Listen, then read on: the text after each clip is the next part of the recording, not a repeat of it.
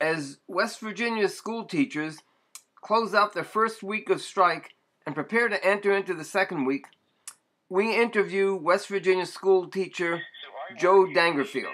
So I work in the Fayette County School District, which is actually the place where I grew up. I live in the town I grew up. In 1990, we had a teacher strike, which both my parents participated in. In fact, I was in middle school at the time, and I remember going down to the Capitol with them when they were rallying, and it was kind of a wonderful experience for me, especially at that age.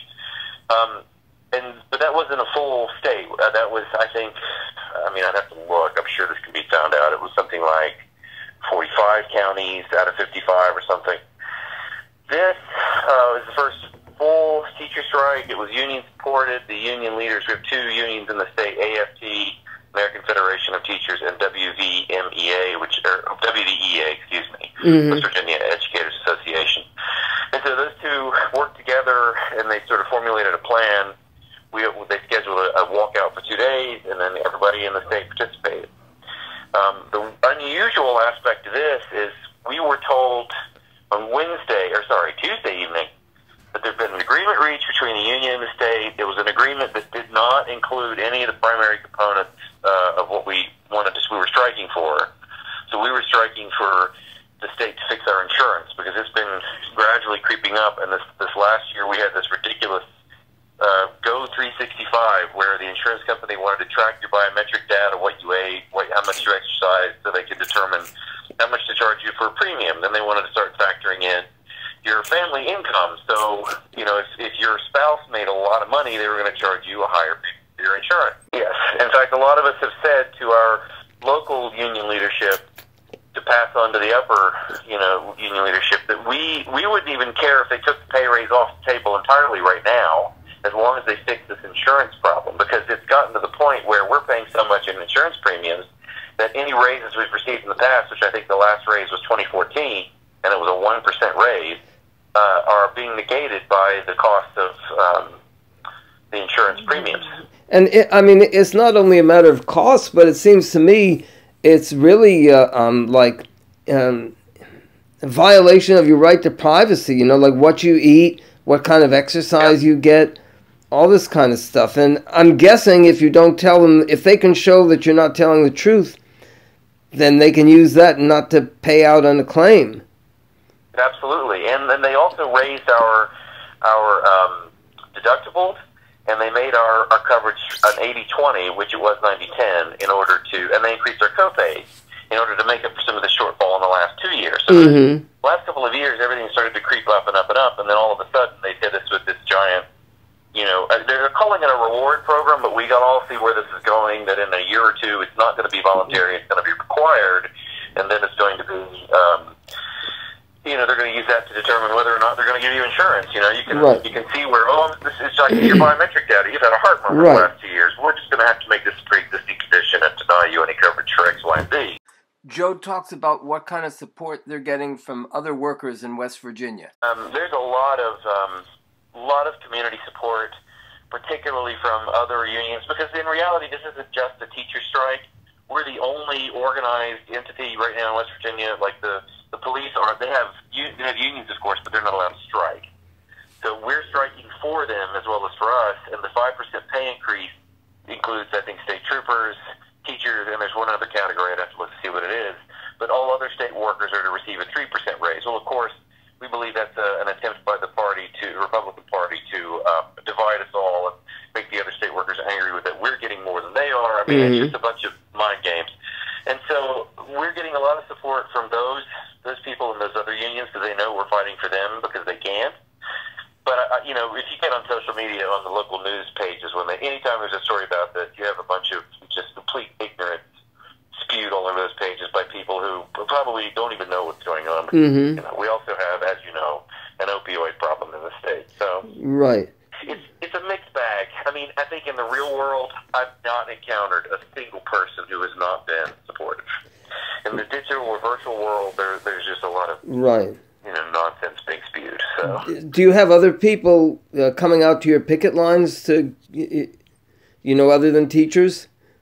We do, and we have a lot of community people who will show up and bring food or water or just stop by to shake hands, say, high five, and say, you really are doing something great for all of you and for us in general, and, don't give up, keep fighting, stay strong. It's been very, very wonderful, actually. And so here's another question that, also as far as the teachers, I was asking you, so do you have non-union teachers also joining the picket lines or staying out, that sort of thing? Oh, yeah. Lots of non-union teachers are out picketing with us. Because, even if you're not a member of the union, most people respect the process enough to not cross a picket line. If there were one, if the county had held school, for instance, and we were picketing, no one would cross that picket line. Right. At least to my knowledge, none of the full-time teachers would. There may be a couple of subs that would, but for the most part, I think everybody's been very respectful of the process. And so here's another question. If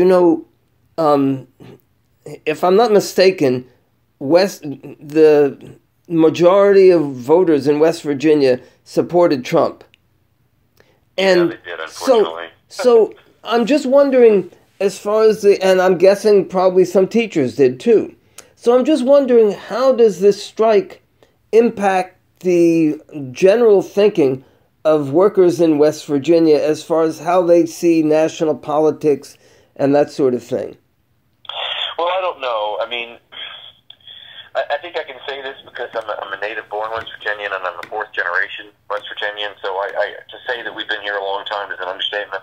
It seems that one of the biggest challenges, or one of the biggest issues here, is that people tend to compartmentalize things so much that they don't often equate what we're doing here with what they see in the national political arena. So that, and I have friends who are good people, who are intelligent people, who support things that Trump is doing and done, and still support him. And I can't. It's a bit of cognitive dissonance for me, trying to understand where they're coming from when they're doing things like this on top of it. You know what I mean? Right. Yeah. So I don't know that that's an easy answer. Right. It's just the strike has been going on for a while, but not that long. But just my experience, if workers get really immersed in a struggle, then what's important to them and what they focus on can tend to shift over time. And all of a sudden they see a different world from what they were seeing. Well, I hope that's true. And I hope that happens. I hope people start to realize that, so today, this was kind of an amazing experience. I was outside talking with some other people, just chit-chatting, and I noticed that there were several plainclothes police and a couple of uniformed guys standing around, and I thought, well, this is unusual. They're not usually out here. And then I see two SUVs coming. One of them pulls right up onto the sidewalk where we were. Lo and behold, it's Governor Justice. And so a 20-minute, spontaneous question and answer period started happening, and I noticed a lot of the rhetoric that Trump spews out on a daily basis, he was also spewing. I'm great with numbers. I'm the best with numbers. Or, no one supports you more than me. That kind of rhetoric that in reality is completely hollow and meaningless because none of it's true. Right. And at least the group of people that were standing with me, several people were like, "What are you talking about? That was last year," or "You're not doing that. You're suggesting this." They were able to make that connection, but I know a lot of people who don't. They don't make that connection between this is something that Trump says on a national level and he's echoing it on a local level. Right. But at some point, you would think they would start to say, "Hey, wait a minute, that's the same kind of thing that Trump was saying, and I know what it means right here." Yeah. Yeah. So, I hope so. I'm sure there will be people that never realize that or don't want to realize that. I think it's probably the better answer to that, a better way to say it. Mm-hmm. But I would hope that more and more people, as this carries on, will start to realize that they're playing from the same playbook. Right. Yeah. So, are there any final words or message that you would like to send out to elsewhere?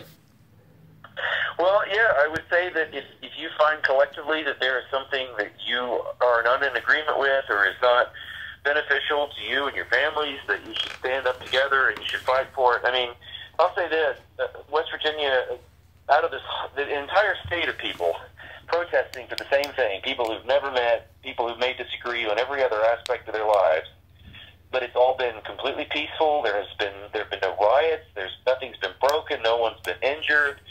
You know, there hasn't even been, you know, to my knowledge, any sort of swearing events or yelling at each other, you know, from across sides. Even when Carmichael comes out, they may boo him. That's our Senate majority leader. Mm-hmm.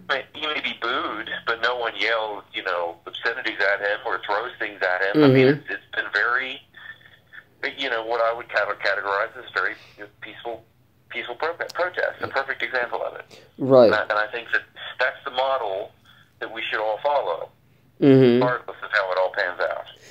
Right. Well, I guess one last question actually is, Yeah. how do you see all of this impacting the union? For instance, the teachers' leadership was trying to get everybody going back to work around this deal that wasn't even signed, and then the teachers rejected it. Will that bring about a change? Too. A lady from New York I met today, she said that she noticed how this is all, just from her perspective, a very bottom-down approach to the union, because all of the teachers, basically from every county, they've got their county written on the back of their shirt or their school. You know, they're all matching, but they're different in terms of the whole. So, yeah, we're all wearing red, but the designs of the shirts are all different based on, You mean bottom up, you mean? Yeah, sorry, bottom up, yeah. Uh-huh. Bottom up. And I think that one of two things is going to happen. Either there's going to be an immediate replacement of the upper echelon of leaderships in our union, or, as I've already seen a lot of people doing, they're dropping their union because they know that now, with the advent of social media and how easy it is to contact one another using local leadership, the union may resort now to, well, now we're going to do it all ourselves, because that's essentially what we've been doing now. Okay. I mean, those are just my initial perceptions of what's going on. Right. I don't know that that's what's going to happen. It could all revert back to everything as it was in a week. Right. It seems like at this moment, based on what I'm seeing, what I'm hearing, that seems to me a plausible outcome. And for now, schools closed.